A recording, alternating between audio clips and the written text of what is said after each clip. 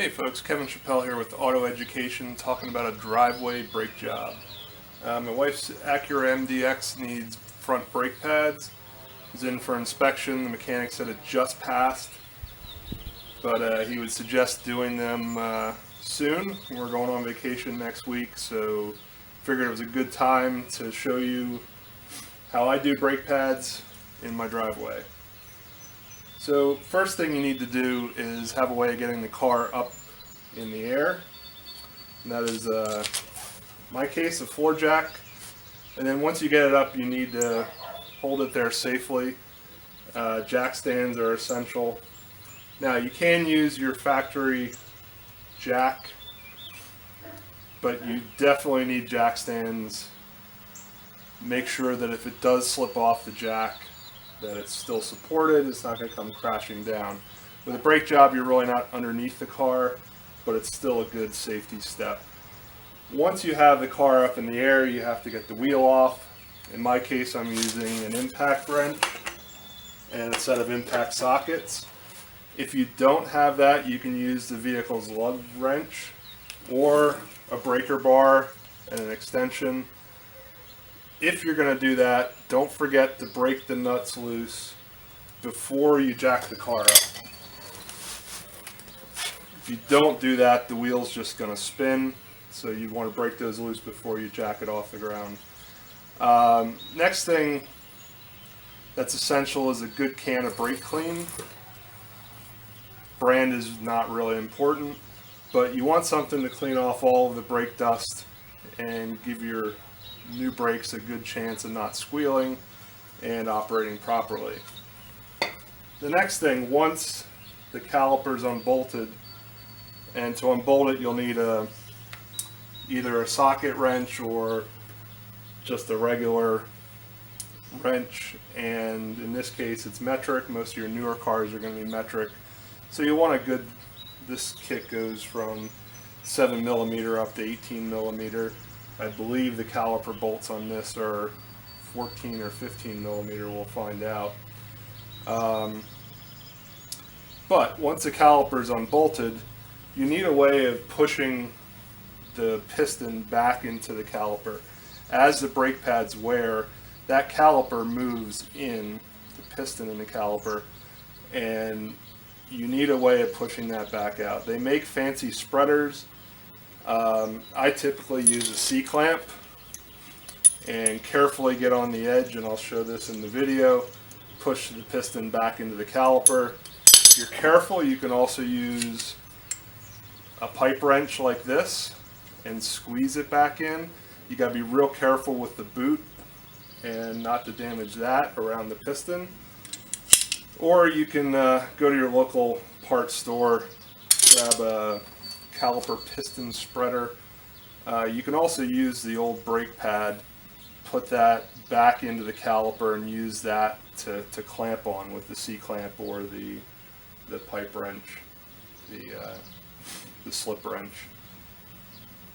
Once you put the pads back in, or just before you put the pads back in, you're going to want to have a little bit of white lithium grease, something that's rated for high temperature for brake parts. There's certain areas you'll want to lube to make sure that those pads slide in and out. And once you get everything done, the wheel's back on, the lug nuts finger tight. Once you drop the car back on the ground, you'll definitely want a torque wrench to torque down the lug nuts. That way you get an even torque on all 5 lug nuts. You're not going to warp your brake rotors. And if you're replacing your brake rotors at the same time as your pads, you want to have everything torqued down correctly. Even with the existing rotors, it's still a good idea. Just a quick note about brake pads. These are regular organic, nothing special about them. They're kind of the cheapest ones I could find. I tend to stay away from the ceramics and the harder pads.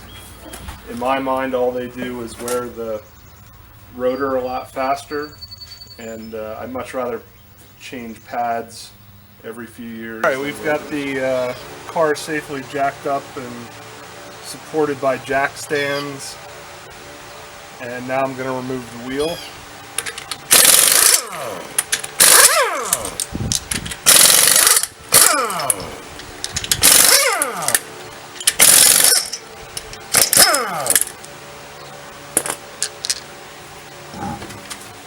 Now's a good time to take a look at your tires, see how they're wearing, see if they're uneven.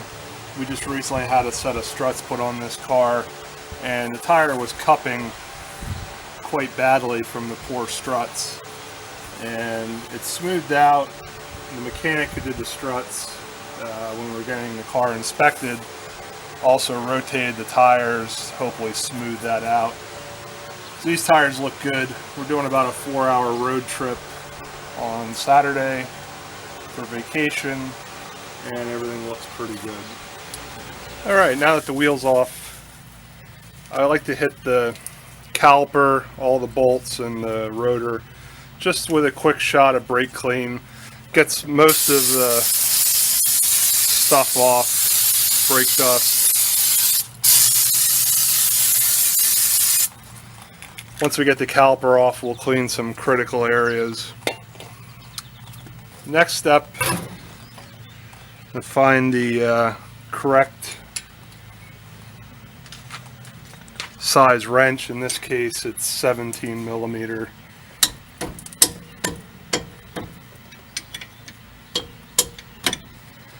And most of your calipers are going to have 2 bolts, and this is a bolt and a pin, and the caliper actually slides on that as the pads wear.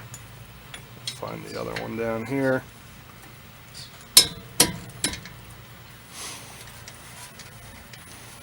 Usually just have to break them loose. In this case, I'm not going to take the bottom one out all the way right now. I'm going to show you how this caliper operates. So once that bolt's off, this caliper should pop out, and it'll just pivot on that. So here you can see the 2 pistons and your brake pads, and we'll take this lower bolt out now. This caliper will pull right away.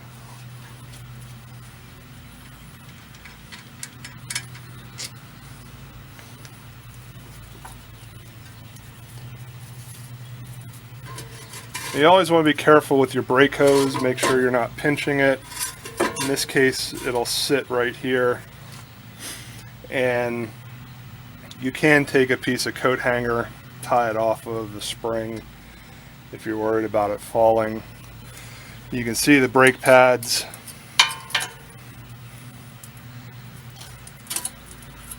Inner and outer.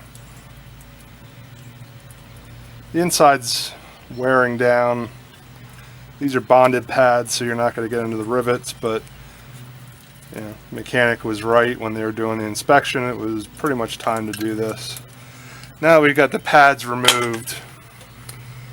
You can see right in here is where the pads actually contact, and there's a little steel shim, and that's on both sides. That's one of the critical areas that you want to make sure to hit with the brake cleaner. Get that as clean as possible.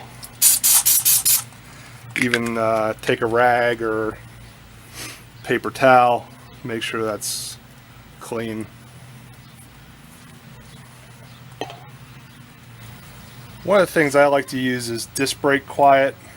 This goes actually on the back of the brake pads and just provides another kind of layer against vibration, and it's pretty easy to use.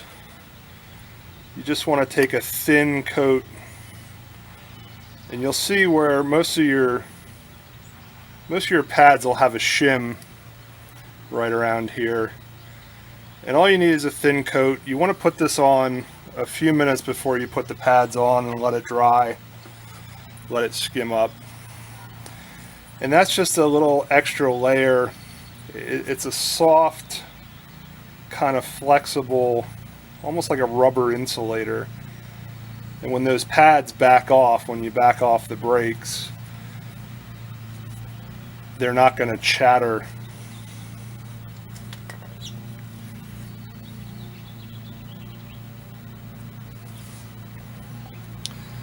Now we've got where the pads actually ride. Hit that with brake clean. Just going to wipe it off with a rag. The other spot to check for lubrication are these pins. In this case, most of your pins will have a rubber boot, and that pin comes out. It's also important to lubricate that area as well, that pin. So we're going to take some white lithium grease here, just put a light coat on, put those back in.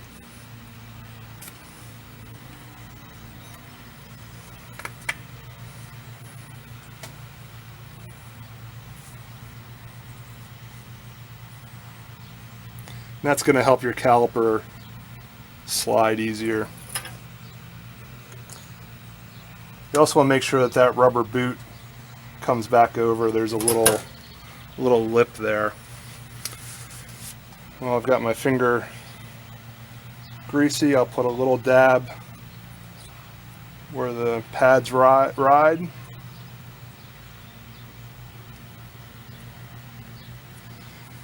You can also put the grease right on this edge here, right where it rubs. Either way, doesn't matter, you put it on one side or the other. Now, we've got to push these pistons back. As your pads wear, they get closer and closer to the rotor, and these pistons move in the bore. Some cars have single piston, some have dual. This is how the pad rides. In the case of the dual, you really have to push on both cylinders at the same time. This is where, if you don't have the tool, it's nice to have a C-clamp and the old brake pad. In this case, I'm going to push on one side. I'll clamp down, then I'll come back over here because there's this little finger here I can't get perfectly centered.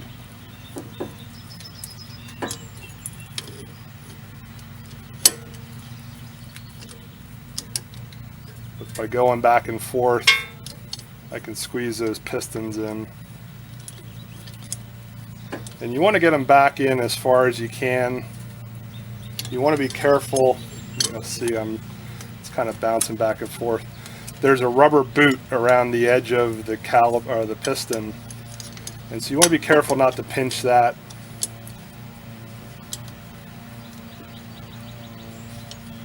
Yeah, that should be good enough. Well, we've got that piston back in here. Here's that rubber boot.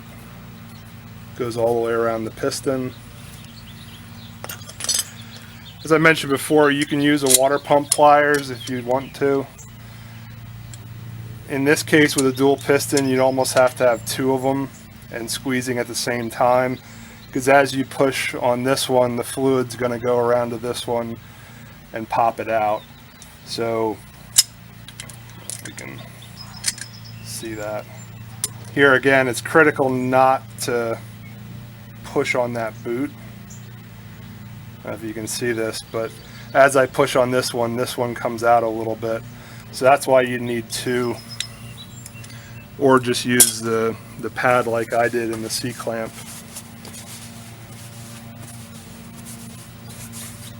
I'm going to give the rotor a final wipe down here, especially where the pads ride.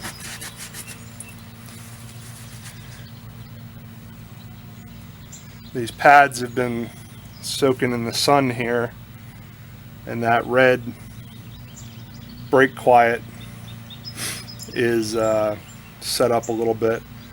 Just as an extra measure, I'll go and add a little bit of grease where the pads run, even though we greased the slides. Now this is the rear pad or the inside pad. I'll try to do this without getting too close to the camera.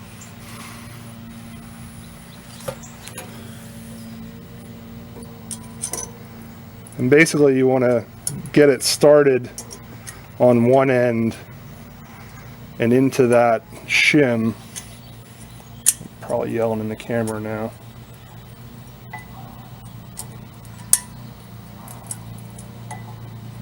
And you don't want to fight it.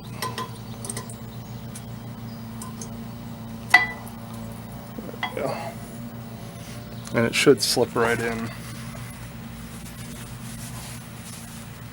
The outer one's a lot easier. You'll be able to see. You want to get it started.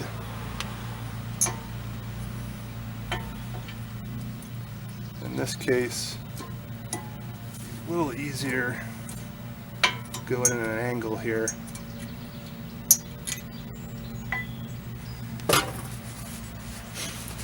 Again, these metal tabs, this kind of bearing surface for the pads, you want to make sure that's well lubed. You want to make sure you don't bend those. It's real easy to try to strong arm that pad in there and bend one of those tabs.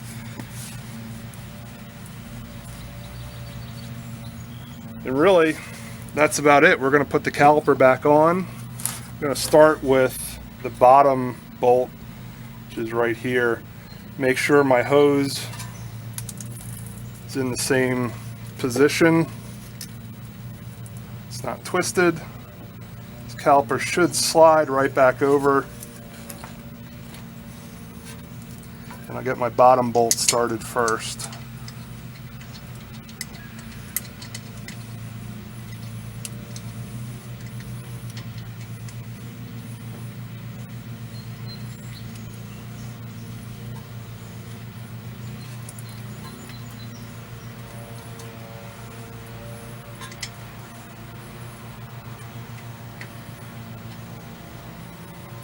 There we go. Get the upper bolt started.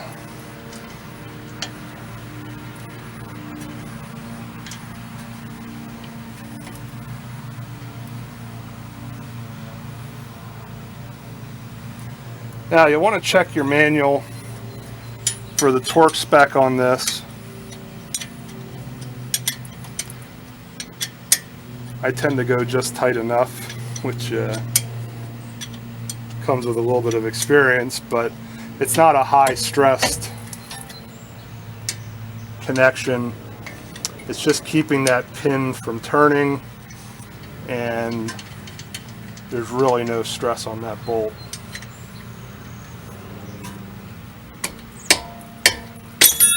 It's about 30 to 40 foot-pounds of torque I'm putting on here. And really, that's it. Here's a little tip. The next time you go to take your wheels off, or your mechanic goes to take them off, he'll be thankful. Take a little bit of the lithium grease, just a touch on the threads. You can also use anti-seize here if you want to buy a tube of that. That's just going to lubricate the threads, keep any rust from occurring. And if you have to do a roadside tire change, you'll be thankful as well, because the nuts will be just a little easier to get off.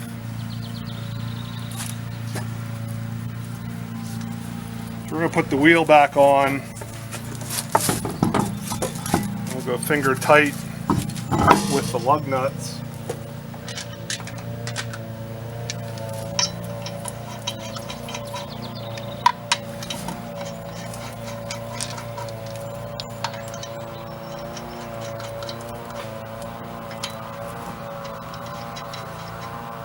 Anytime you're doing tightening lug nuts, you want to go in a star pattern. So 1, 2, 3, 4, 5. So you always want to skip one, especially with the 5 lug, it would be that way. Most of your cars and even light duty trucks have 5 lug nuts. So when you're torquing it, it's really when it's important to use that cross pattern So from here you're going to go across, across, across, across. That'll get you all 5 lug nuts tightened. I'm going to tap this with my impact gun, not to full torque, but just to make sure everything's seated before I drop the car down on the ground. Then I can do my final torque on my lug nuts. Alright, we finished the other side. Both wheels are back on. We dropped it down on the ground. I tightened the lug nuts, not to full torque, but fully bottomed and a little more than finger tight. Now that the car is back down on the ground, I can use a torque wrench. In this case, I've got it set to 90 foot-pounds. Your car and wheels may be different. Check your owner's manual or repair manual. And again, we want to go in a crisscross fashion. And with a torque wrench like this, it'll click when it's the full torque. So as I tighten, you'll hear that click. Again, cross pattern. So I went from here to here. Now I'm going to go here, then up to here, and then down to here. Now you didn't see this move very much because I already had them torqued. Now I'm going to get in the car, going to start it, pump the brakes a few times, and as I'm backing out I'm going to tap the brakes. That's going to move the pads, the pistons out, get the pads right up against the rotor where they should be. I'm going to take a few light stops. I'm going to drive around the neighborhood here, take it out to the major road, and safely I'm going to, with nobody behind me, take a few stops from 55 down to 30 miles an hour. Just let the pads bed in. You don't want to do any panic stops. Most regular pads for the street and not race pads don't require a bedding in process, but it is good to take a few stops, get the brakes warm, and then I'll bring it back and I'll retorque the wheels again just to make sure that nothing loosened up with the lug nuts, and just gives me a little extra insurance. Plus you never know how things kind of settle in once you drive it, so I always retorque them. And that's how easy it is to do brakes in your driveway.